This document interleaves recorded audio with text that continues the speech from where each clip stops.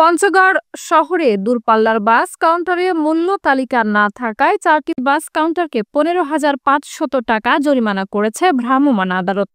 শনিবার 29 মার্চ বিকেলে পঞ্চগড় শহরের দূরপাল্লার বাস কাউন্টারে মূল্য তালিকা না থাকায় ও যাত্রীদের কাছে বেশি ভাড়া নেওয়ার অভিযোগে পঞ্চগড় ডেপুটি কালেক্টর, জেলা প্রশাসন আমিনুল হক তারেক ও বিআরটিএ এর পঞ্চগড় অফিসের মোটরযান পরিদর্শক হিমাদ্রি ঘটক অভিযান পরিচালনা করেন। এ সময় বুড়িমারি এক্সপ্রেস কাউন্টারকে 5,000 টাকা, হানিফ এন্টারপ্রাইজকে 5,000 টাকা, শ্যামলী এন্টারপ্রাইজকে 5,000 টাকা ও পঞ্চগড় ট্রাভেলসকে 500 টাকা, 4টি কাউন্টারকে 15,500 টাকা জরিমানা করা হয়। এ সময় জেলা প্রশাসন, বিআরটিএ কর্মকর্তারা উপস্থিত ছিলেন। 4টা প্রতিষ্ঠানকে জরিমানা করা হয়েছে।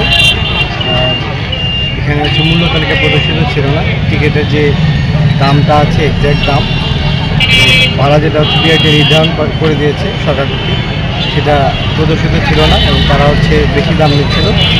এটা আমরা উপকারভোগীর অভিযোগের মাধ্যমে আমরা এসেছিলাম। এসে 3টা প্রতিষ্ঠানকে 5,000 করে জরিমানা